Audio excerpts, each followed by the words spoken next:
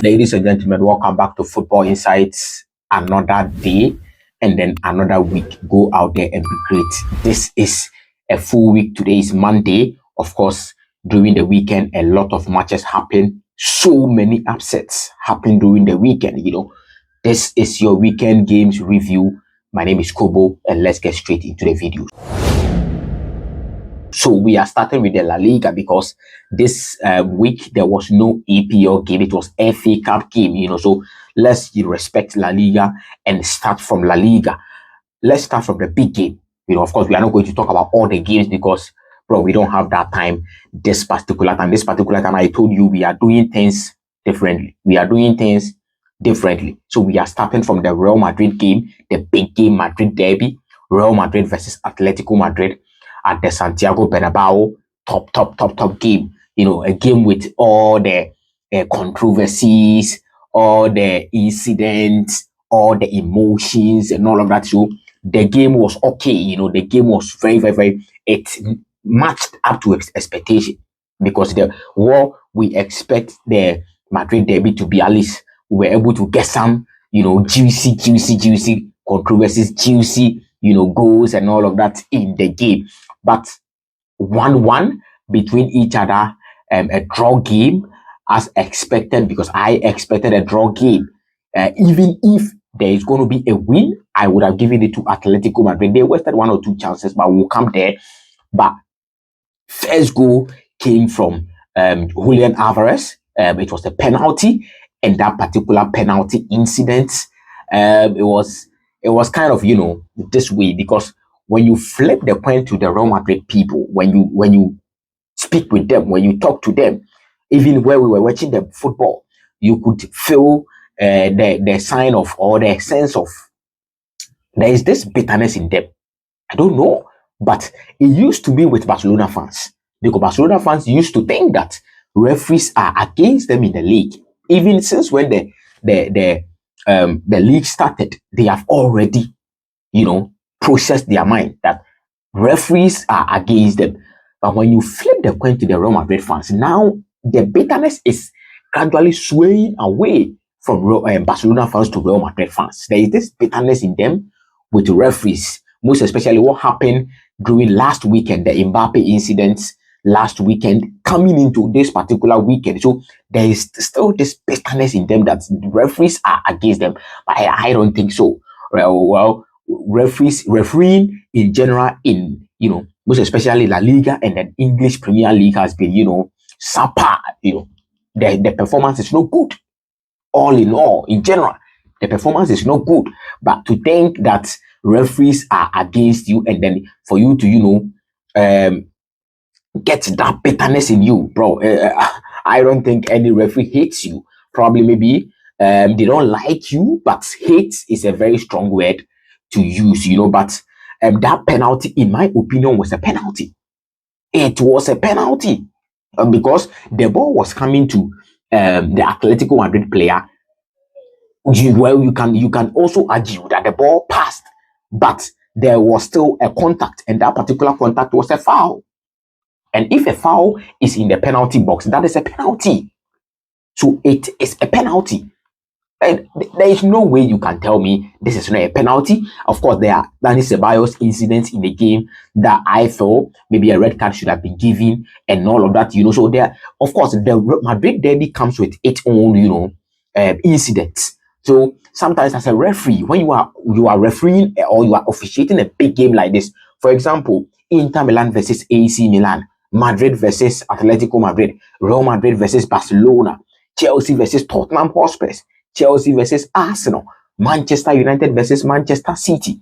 These kind of games comes out with, a lot of emotions. So if you are managing a game, if you are officiating a game of its caliber, you should be very careful as a referee. It is not every foul that you give red card. So I understand the referee from that point of view, or from that standpoint.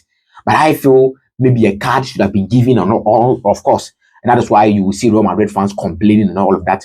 But let's move from the penalty. Julian Alvarez scored the penalty. That was a penalty, a very brilliant penalty by Julian Alvarez, Julian Alvarez, he has been doing so well for Atletico Madrid this particular season. He didn't start the season great. He didn't start the season well. He was, having some adaptation problems, but now he has settled and he is scoring for Atletico Madrid. If they don't believe Julian Alvarez, he wouldn't have taken that penalty. He's their striker, 90 million euro striker. So Julian Alvarez, I'm doing so well for Atletico Madrid. Let's pause there. We'll come to the Real Madrid goal and let's switch to tactical, analysis right now. Real Madrid, the approach Carlo Ancelotti went in a game with some Real Madrid fans had problems.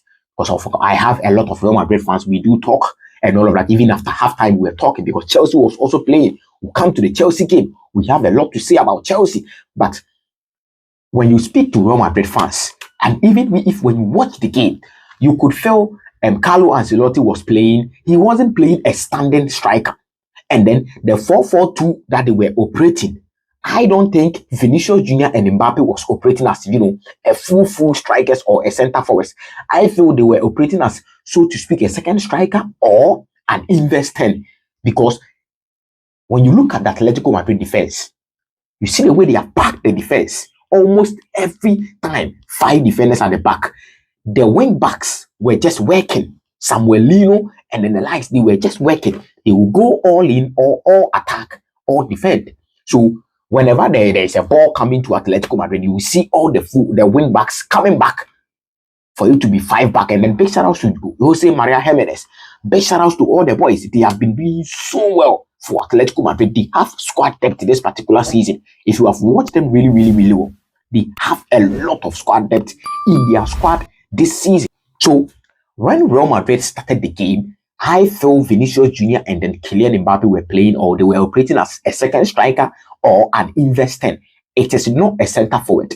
Of course, you cannot limit, as a coach, the caliber of Carlo Ancelotti will not limit Mbappe and then Vinicius Jr. just like that. So they were operating as an inverse 10 or a second striker. So they were coming. Sometimes they could go wide and all of that, but I agree that the role they gave to them was not, to play that wide or, roles.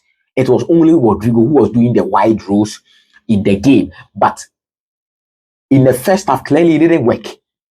It didn't work. That the tactics didn't work. And then I could feel why Carlo Ancelotti would do that. Because if you play a center forward with this Atletico Madrid, 2 against 1, 3 against 1, imagine Mbappe against 3 Atletico Madrid, crazy defenders. Bro, Mbappe would have been out of the game and then he scored a goal. Imagine Vinicius against these 3 Atletico Madrid center backs. He would have been out of the game. So as a coach, you try as much as possible on a tactical point of view to solve the problem. And I feel that is what Carlo Ancelotti was doing, but it didn't work in the first half. In the second half, he changed approach. I could feel when they started, Vinicius Jr. was operating as a wide winger. Rodrigo also went as a wide winger, and then Kylian Mbappe stayed as a center forward. Of course, if you are playing a game and your tactics is not working, you have to quickly change it. And that is what Carlo Ancelotti did. And then he got the goal in the 50th minute, right? I think 5 minutes after the second half, the goal came. Kylian Mbappe scored a brilliant goal for Real Madrid for the game to be 1-1. Real Madrid, all in all, I think they have a defensive problem because now Vasquez is injured.